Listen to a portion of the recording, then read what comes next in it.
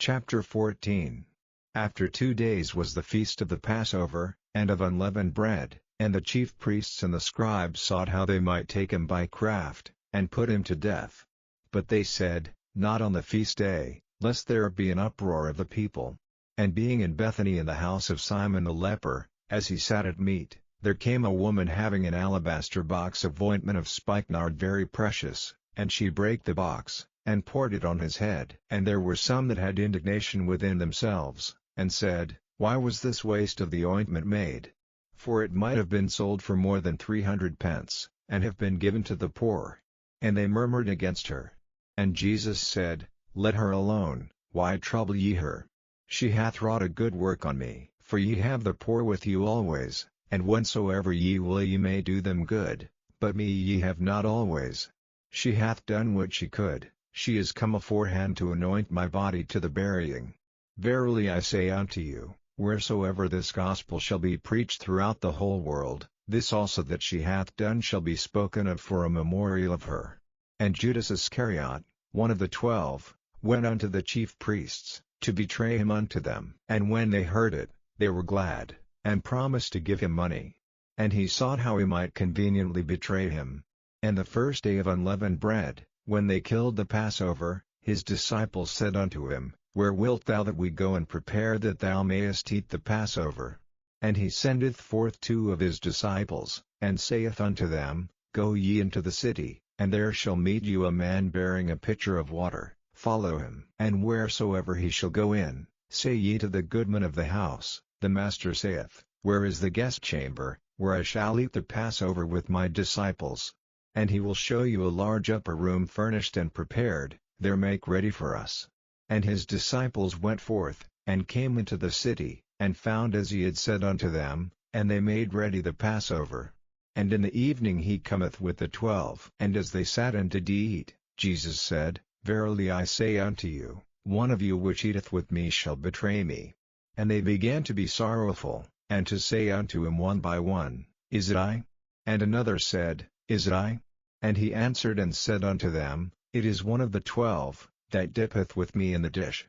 The Son of Man indeed goeth, as it is written of him, but woe to that man by whom the Son of Man is betrayed. Good were it for that man if he had never been born.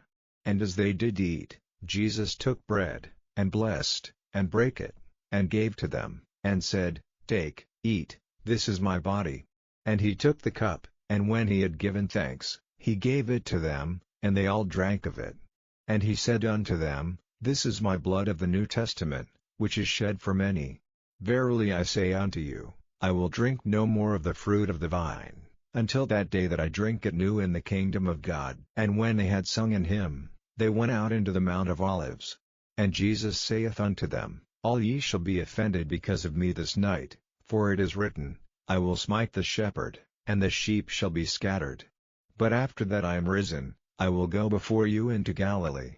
But Peter said unto him, Although all shall be offended, yet will not I. And Jesus saith unto him, Verily I say unto thee, that this day, even in this night, before the cock crow twice, thou shalt deny me thrice. But he spake the more vehemently, If I should die with thee, I will not deny thee in any wise. Likewise also said they all. And they came to a place which was named Gethsemane, and he saith to his disciples, Sit ye here, while I shall pray. And he taketh with him Peter and James and John, and began to be sore amazed, and to be very heavy, and saith unto them, My soul is exceeding sorrowful unto death, tarry ye here, and watch. And he went forward a little, and fell on the ground, and prayed that, if it were possible, the hour might pass from him. And he said, Abba, Father, all things are possible unto thee, take away this cup from me, nevertheless not what I will, but what thou wilt. And he cometh, and findeth them sleeping, and saith unto Peter, Simon, sleepest thou? Couldest not thou watch 1 hour? Watch ye and pray, lest ye enter into temptation. The spirit truly is ready, but the flesh is weak. And again he went away, and prayed, and spake the same words. And when he returned, he found them asleep again, for their eyes were heavy, neither wist they what to answer him. And he cometh the 3rd time, and saith unto them, Sleep on now, and take your rest. "It is enough, the hour is come, behold, the Son of Man is betrayed into the hands of sinners. Rise up, let us go, lo, he that betrayeth me is at hand." And immediately, while he yet spake, cometh Judas, one of the 12, and with him a great multitude with swords and staves, from the chief priests and the scribes and the elders. And he that betrayed him had given them a token, saying, "Whomsoever I shall kiss, that same is he, take him," and lead him away safely. And as soon as he was come, he goeth straightway to him, and saith, "Master, Master," and kissed him.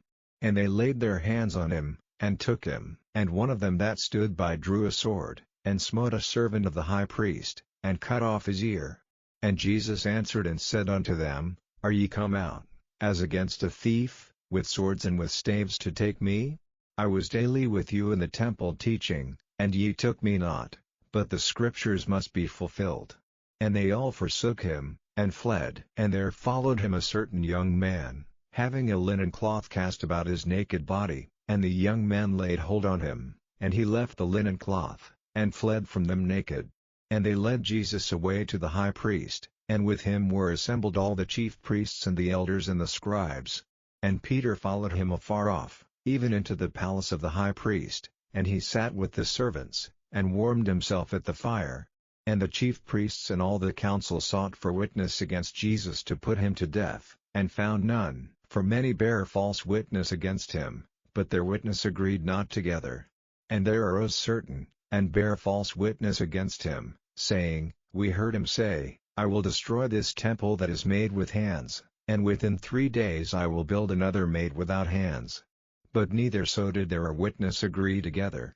And the high priest stood up in the midst, and asked Jesus, saying, "Answerest thou nothing? What is it which these witness against thee?"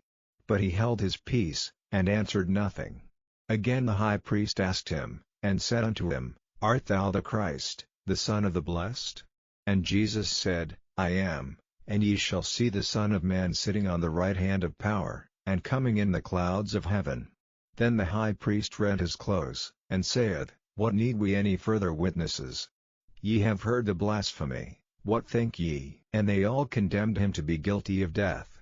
And some began to spit on him, and to cover his face, and to buffet him, and to say unto him, "Prophesy." And the servants did strike him with the palms of their hands.